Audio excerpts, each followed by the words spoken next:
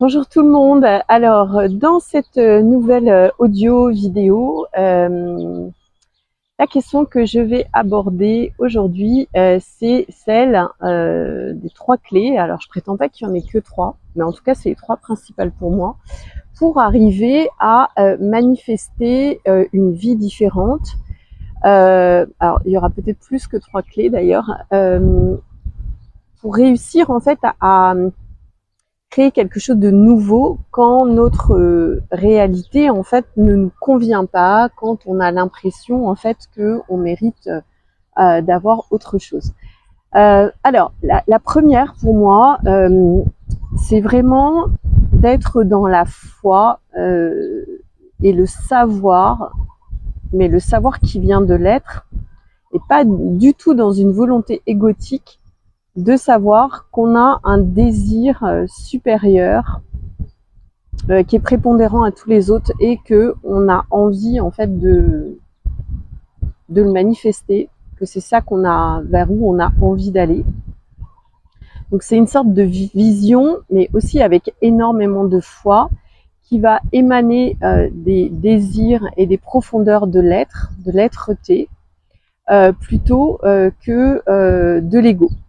Et petit aparté, vous pourrez admirer au passage derrière moi le bateau à voile qui est en train de naviguer. Alors petit aparté aussi, il y a beaucoup de coachs, de mentors qui font et créent leur business et donc attirent à eux des personnes aussi qui sont connectées par rapport à ce lien-là de l'ego, par rapport à des volontés de pouvoir voilà, financier, de business, de création d'un empire, de création de plusieurs milliers d'euros ou centaines de milliers d'euros par an. Voilà, j'ai rien contre tout ce qui est abondance, mais en général, l'abondance, ça suit plutôt l'état d'être-té quand on est véritablement aligné à justement ses désirs les plus profonds. Et si on part de l'inverse d'un désir égotique, finalement, on n'est pas dans ce cas de figure pour moi de la véritable foi. Alors, ça ne veut pas dire que vous n'allez pas réussir finalement à manifester votre désir, mais vous allez le faire à partir d'un espace qui n'est pas nécessairement l'espace approprié pour le faire. Et ça peut vous amener ensuite à devoir rediriger, vous apercevoir que vous êtes trompé, parce que finalement, avoir juste l'objectif, par exemple, de faire 10 000 euros par mois, c'est pas du tout un désir de l'être, c'est quelque chose qui peut même être vite ennuyeux. Et c'est surtout que ça peut amener beaucoup de souffrance après, parce qu'une fois qu'on a fait 10 000, on se dit, bah, pourquoi pas 20 000, parce que finalement, 20 000, voilà, je suis un peu naze parce que j'arrive que à manifester 10 000. Vous voyez, ça fait ce type finalement, de pensée, de mindset, voilà, très égotique. Et puis, finalement, vous pouvez être très seul, complètement dans le désespoir de, voilà, générer de l'argent, ça n'a jamais rendu heureux en tant que tel. Alors bien sûr, ne me faites pas dire ce que j'ai pas dit, ça améliore la vie, ça améliore son confort, mais finalement, pour l'avoir déjà expérimenté avant dans ma vie d'avocate, finalement, de juste avoir un statut, de gagner de l'argent, ça ne nous apporte pas l'assurance finalement qu'on va être véritablement heureux. C'est totalement insuffisant. Donc, la première chose, donc la première clé pour moi, c'est la foi, mais la foi de l'être. C'est quelque chose qui vous pousse au fond de vos tripes, au niveau de votre être, à réaliser quelque chose. La deuxième clé, ça va être la persévérance. Alors ça va un petit peu avec, mais en fait ça veut dire aussi de ne jamais lâcher, de ne jamais abandonner, de ne pas écouter ce que vont vous dire les autres. Et justement, des fois certains coachs qui vont vous amener à utiliser leur méthode, à utiliser leur modalité pour générer telle ou telle chose, pour manifester telle ou telle chose, alors que finalement, de ce que j'ai expérimenté, les choses en général viennent à nous lorsque nous sommes alignés. Et des fois, ce qui est mon cas, ça Il n'y a même pas besoin de le demander. Moi, j'ai pas demandé à vivre à La Réunion, jamais. La dernière fois que je suis venue, j'ai même hésité à venir. Je ne voulais pas venir parce que c'était pas la bonne saison et que voilà. Et finalement, donc je suis restée 3 mois et demi et là j'y suis encore et ça va faire septembre, octobre, novembre, ça va faire déjà 3 mois et je suis bien partie pour rester 5 mois. Donc pour quelqu'un qui ne souhaite pas vivre spécialement à La Réunion, qui ne souhaite pas forcément emménager ici, bah, finalement j'arrive à me maintenir sur place alors que c'est très très compliqué dans la matière d'être ici avec l'intensité des énergies, avec voilà la vie courante qui est loin d'être aisée en termes de logement, de coût de la vie. Voilà, donc c'est juste que en fait, quand vous devez être quelque part, tout va faire en sorte que vous y soyez. Et quand ça part véritablement de quelque chose de beaucoup plus grand que vous, qui vous dépasse, et pas juste d'un désir égotique d'être à tel ou tel endroit, et ben ça se fait tout seul. Après, il n'empêche que dans ce parcours, il va falloir écouter que vous. Et quand je dis garder la foi, c'est garder la foi dans le fait justement de ne pas vous faire détourner par des considérations égotiques, par des considérations matricielles, par d'autres personnes. Voilà. La troisième clé, alors je l'avais avant, juste avant de faire la vidéo, je l'ai peut-être un peu perdue par rapport au sujet. Donc vérifier donc que le désir émane vraiment de l'être et pas de l'ego, parce que sinon bah en fait ça va servir à rien du tout. Vous serez pas forcément plus avancé. Alors oui, vous aurez eu un désir égotique qui se manifeste, mais sur le plan de l'être, du bonheur, de la joie, vous serez pas forcément plus avancé. Gardez la foi, donc ça c'est hyper important. Et ça va aussi avec le fait de ne jamais abandonner et de continuer à écouter sa petite voix intérieure. Et quand je dis sa petite voix intérieure, c'est son intuition et pas son ego, hein, bien sûr, on est d'accord. Et puis la troisième clé, qui j'espère va me revenir, c'est d'être en gratitude pour les choses qui sont en train de se faire de façon naturelle, vibratoire, sans forcément qu'on voit dans la matière, qu'on ait des signes dans la matière de la transformation ou du changement de réalité. Et ça, c'est hyper important parce que en fait, les choses ne se passent jamais comme ce qu'on a imaginé, jamais comme ce que l'ego a imaginé. Et donc, du coup, ça nécessite vraiment d'être en accord en fait et en confiance. Je vais être sûre. Ah si, j'ai mis mon micro. D'être en conscience de l'invisible qui se trame, du travail qui est effectué en profondeur. Et à ce propos-là, ça va être une quatrième clé. Au-delà de l'invisible qui se met en place, ce que je voulais ajouter aussi, contrairement à beaucoup de vendeurs de rêves, c'est que ça demande quand même un travail de fond. Et il ne faut pas imaginer que vous allez comme ça avoir une transformation subite et magique sans rien faire. Alors, le travail de fond ne ressemble pas du tout à celui qu'on imagine.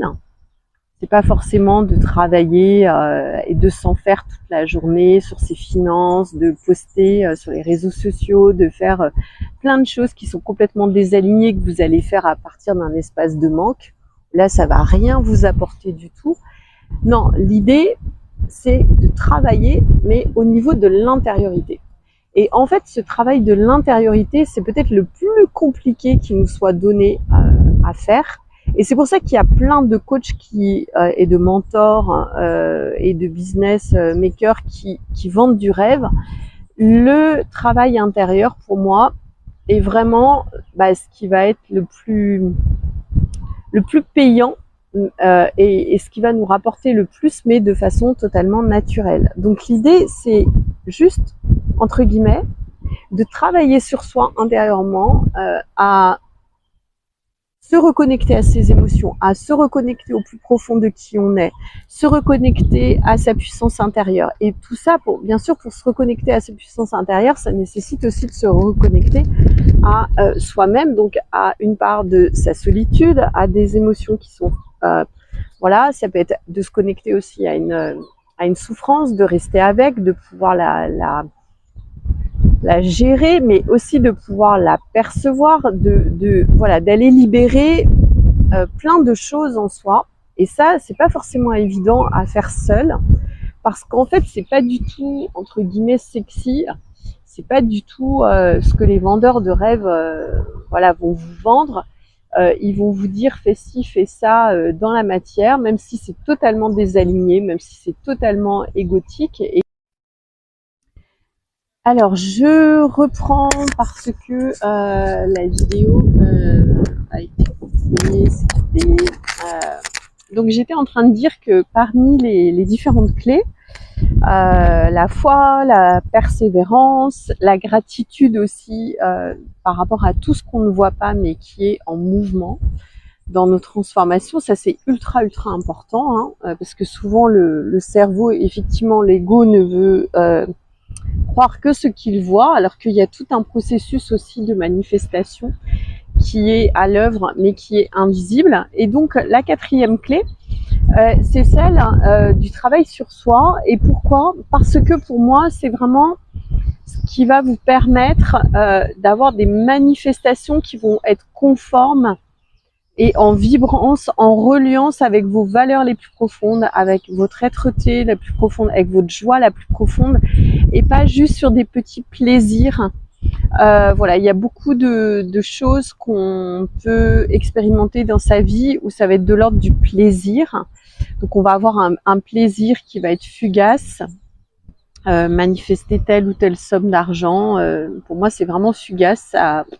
Ça dit vraiment rien de vous, si ce n'est sur le plan égotique, alors que s'attacher à des désirs plus profonds, basés aussi sur un travail intérieur, et c'est là où je voulais en revenir, la quatrième clé, c'est le travail intérieur, d'aller voir qui l'on est au fond à l'intérieur, au-delà de son faux self. Donc faux self, c'est la personnalité qu'on montre aux autres en fait, et sur laquelle des fois on peut baser et fonder certains désirs, mais qui vont être plus de, comme je l'ai dit dans d'autres vidéos, réussir dans la vie, mais pas nécessairement réussir sa vie. Donc moi, l'invitation que je vous fais, si vous voulez vraiment réussir votre vie, et la vôtre, c'est-à-dire pas celle de vos parents, pas celle de l'entourage social, du regard des autres, pas celle que vous êtes censé réussir dans cette matrice, dans cette réalité, mais si vous voulez vraiment réussir votre vie, basée sur vos idéaux personnels, sur vos valeurs personnelles, sur votre mission d'être, si tant est qu'on ait une mission, ça va vous amener beaucoup plus loin, beaucoup plus en profondeur, avec quelque chose de beaucoup plus simple, paisible, tranquille, qui logiquement va vous amener aussi des revenus. C'est ce que moi j'ai toujours expérimenté, de suivre ce qui était juste et bon pour moi, de faire en sorte d'être le moins incorruptible, enfin le moins corrompu possible plutôt, d'être totalement incorruptible par rapport à cette matrice et cette réalité. Et il y a beaucoup de périodes de ma vie, finalement, où j'ai gagné de l'argent pour les bons services que j'avais réalisés auparavant, ou pour les bons choix que j'avais faits en résonance avec mon être, plutôt qu'avec des petits choix à court terme ou moyen terme, en résonance avec l'ego. Voilà, donc intéressez-vous à méditer dessus, réussir dans la vie ou réussir sa vie. Et par rapport à ça, observez et veillez à faire une juste application des 4 clés. Il y en a d'autres, hein, bien sûr, mais la foi, la persévérance, la gratitude pour l'invisible qui est en train de se se jouer en fait, sans qu'on en ait conscience ou sans qu'on le voit. Et puis la dernière, c'est le travail profond sur soi que vous pouvez réaliser donc en coaching ou en mentoring. L'idée, c'est pas non plus d'aller remuer les vieux trucs du passé, comme à une certaine époque on pouvait le faire avec des psychologues, psychiatres, psychanalystes. J'ai rien contre voilà ces corps de métier, mais maintenant on a des façons beaucoup plus rapides en fait, finalement, sans être obligé de tout revivre non plus. Je trouve que la vie des fois est déjà assez souffrante en elle-même, sans qu'on ait besoin d'aller rejouer, revivre d'autres scènes du passé. Mais c'est important quand même de savoir qui l'on est. Et qui l'on est, c'est une fois qu'on est passé au-delà du faux self, donc on va goûter à son être-té. Et à partir de là, donc pour en revenir au début de cette audio vidéo, si vous basez vos manifestations, vos créations, vos vrais désirs au niveau de l'être et non plus au niveau de l'ego, vous allez voir que vous allez faire des choix de vie que vous n'auriez jamais imaginé. Il faut aussi se laisser porter par l'inconnu, donc par l'invisible et bien sûr par l'inconnu. Accepter aussi de lâcher l'ego, bien sûr, lâcher le mental qui a envie de tout contrôler, de tout savoir. Mais encore une fois, en tout cas, c'est mon expérience. Si je vis actuellement là sur une île paradisiaque et vraiment c'est quelque chose de extraordinaire, de contact de la nature comme je peux l'être, c'est parce que à la base j'ai aussi lâché au niveau du contrôle, au niveau du savoir, au niveau de qu'est-ce que je crois être bon pour moi, qu'est-ce que je suis censée faire, travailler dur, bah non, pas forcément. Je suis allée aussi dans des choses qui étaient inconnues pour moi, comme l'activité sportive, parce que là je fais énormément de sport, je crois que j'ai jamais fait autant de sport de ma vie. Voilà, c'est vraiment que des nouveautés, des espaces inconnus de découverte, et il faut être prêt aussi à aller finalement se redécouvrir au niveau de son être, lorsque l'ego vous dit qu'il se connaît très bien au niveau de la personnalité. Ça, on n'en doute pas. Mais partez d'un plus grand espace d'être pour avoir des plus grands désirs, pour avoir un plus grand bonheur, une plus grande joie durable et vraiment paisible, plutôt que de suivre les ruminations de l'ego qui vont vous activer systématiquement pour avoir toujours vous remettre en souffrance, que vos désirs sont encore pas assez bien, qu'il en faut d'autres. Voilà, ça c'est le jeu de l'ego. Donc partez du plus profond de vous, et pour ça, ça nécessite de se connaître, ça nécessite peut-être de travailler effectivement en binôme avec un coach, avec un accompagnement pour au moins un certain temps, voilà, déterminé ou non d'ailleurs. Et puis, aller dans les profondeurs de votre être, vérifier si vos désirs sont alignés à vos vraies valeurs. Voilà, en tout cas, c'est l'invitation que je vous fais, d'aller vous redécouvrir au niveau de l'être, de travailler sur vous, de persister, de garder la foi et d'être en gratitude avec la certitude que l'invisible est toujours en train d'œuvrer en notre faveur.